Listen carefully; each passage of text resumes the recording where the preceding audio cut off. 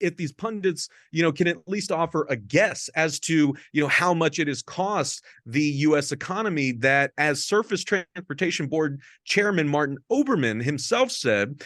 since 2010, the Class 1 rail carriers have spent $46 billion more on stock buybacks and shareholder dividends than they have spent investing in railroad maintenance, right? And so, like, if the tracks are, falling apart, if the trains are derailing, right, just know that that's coming because the owners of these companies thought it was more important to pay themselves through stock buybacks and shareholder dividends than to actually protect the public and railroad workers by investing in railroad infrastructure. Like, the thing I would say is that when we talk about the corporate takeover of America, like, that can sound pretty opaque and shadowy, but this is what it actually looks like. This is what happens when the reigning,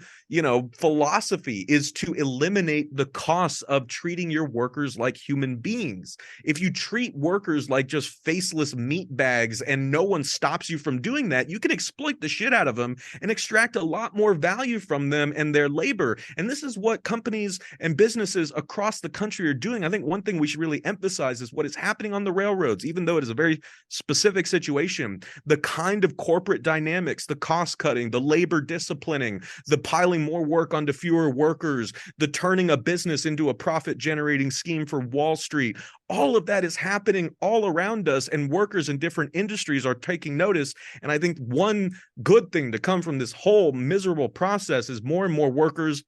across the different craft unions in the railroad industry are uniting around shared principles and shared demands and big ideas like, hey, let's nationalize the railroads and remove these blood-sucking parasites who are draining everything from the system and actually put it under democratic control. Or, hey, why don't we get the 12 unions to act in greater concert so that the different fingers of the craft railroad unions can become a powerful swinging fist in situations like these.